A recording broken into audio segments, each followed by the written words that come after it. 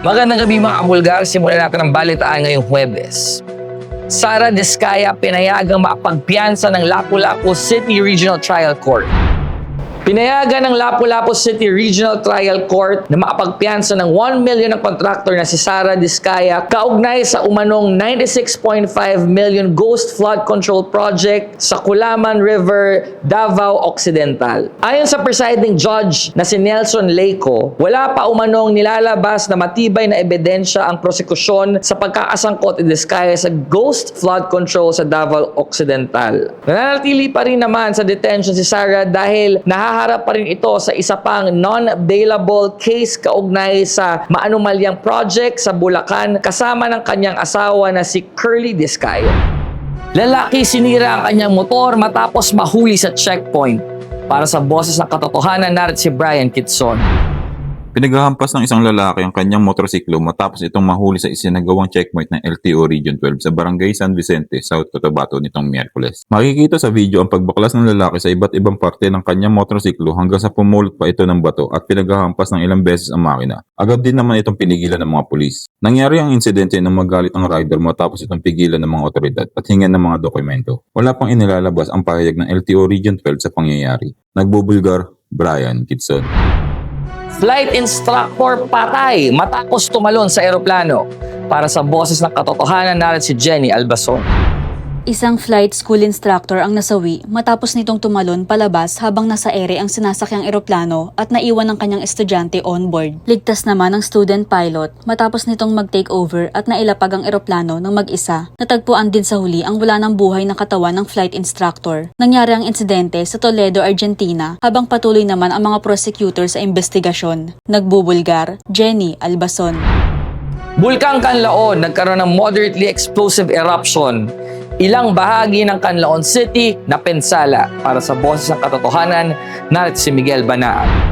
Naglabas sa madaling na usok na may taas sa 2 hanggang 3 kilometro ang Bulkang Canlaon matapos magkaroon ng isang moderately explosive eruption na nagtagal ng 3 minuto pasado alas 7 ng umaga ngayong araw. Dahil dito, kasabay ng pagbuhos ng ulan, nagmistulang basang putik ang abong ibinuga ng bulkan na nagpinsala sa mga kabahayan at nakaparadang mga sasakyan sa ilang bahagi ng Canlaon City. Nakaalerto naman ang Philippine Red Cross at ang lokal na mga ahensya para sa pagmonitor ng sitwasyon. Kasalukuyan namang nasa alert level 2 ang bulkan. Nagbubulgar, Miguel Banaan.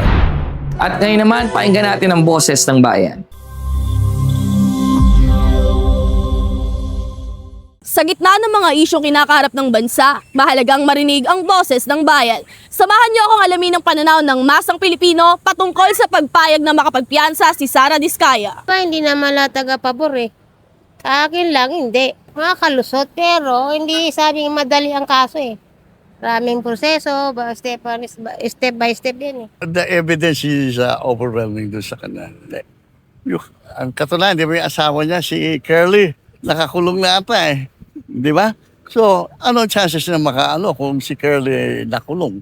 Huwag na pagpiansahin nom para wala na, may managot sa mga kurakot ba ngayon. At yan ang mga salobin na nakalap sa araw na ito. Para sa Boses ng Katotohanan, ako si Cal Sherin Bago, nagbubulgar.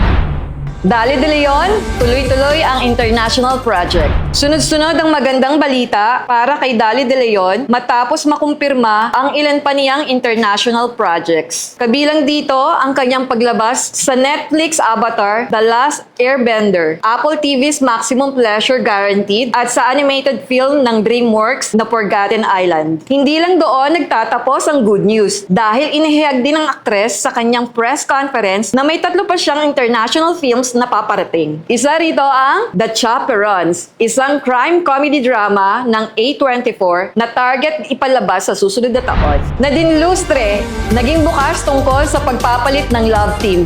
Para sa Boses ng Katotohanan, narito si Mabel Beron. Naging bukas si Nadine Lustre sa kanyang pananaw tungkol sa pagpapalit ng kalab team sa isang proyekto. Sa media conference ng Love Share Girl na pinagbibidahan nila ni Alden Richards, inamin ng aktres na hindi niya noon naisip na darating ang panahong magkakaroon siya ng iba't ibang leading man. Honestly, sir, hindi ko siya naisip.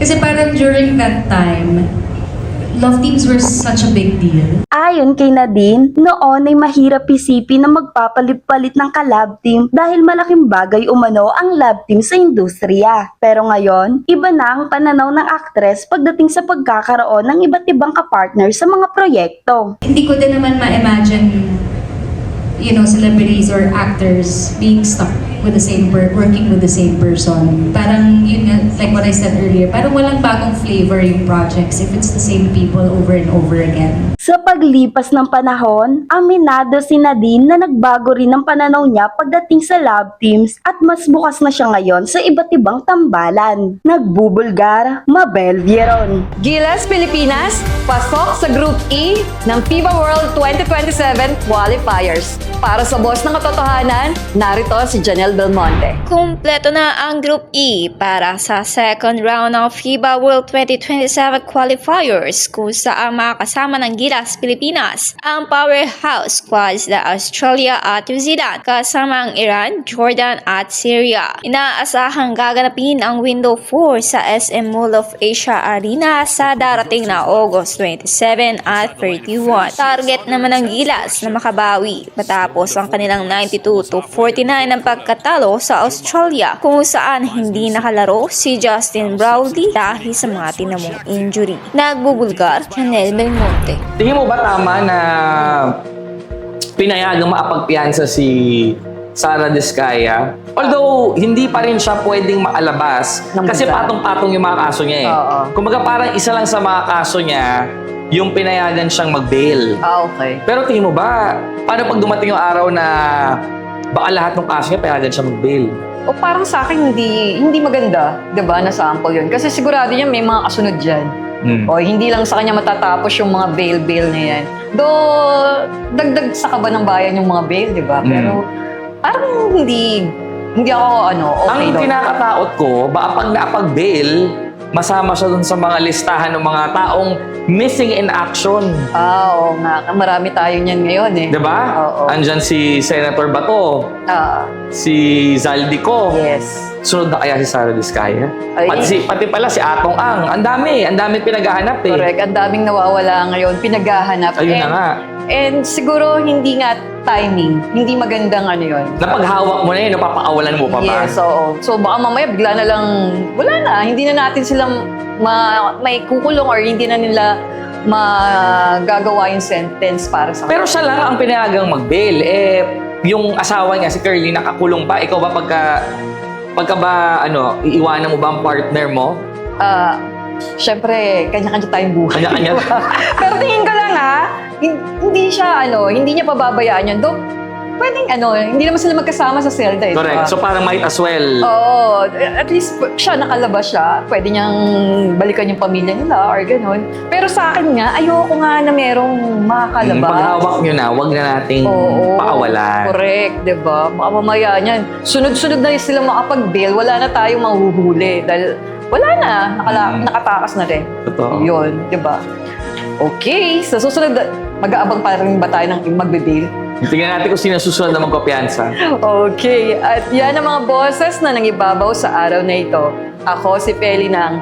At para sa iba pang detalye ng mga balita, tumutok sa aming website www.bulgaronline.com. At maaari rin kayong bumisita sa aming mga social media accounts. Ako si Tons, dahil nga sa panahong mahalaga ang katotohanan, paingayin pa rin ang boses ng bayan.